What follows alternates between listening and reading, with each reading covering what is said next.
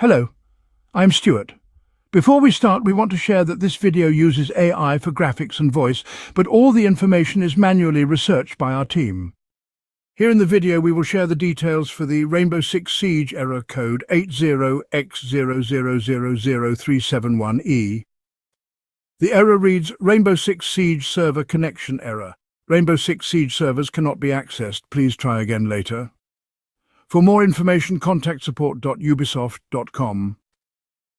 As per our research, the error comes when users try to log into the game. Users have shared that they are unable to accept invites or enter matchmaking, but they can still browse the store or open packs. According to our research, this error likely comes due to a temporary connection issue. It may also be caused by a server-side problem or network-related interruption.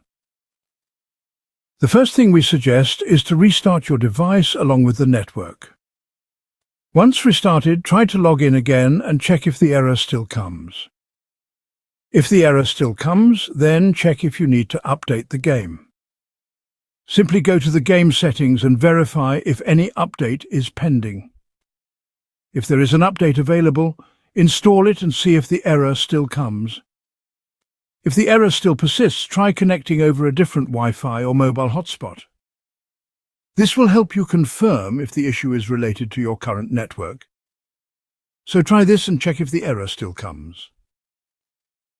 At last, if the error still persists, then probably it is a server-side issue. In that case, wait and try again later.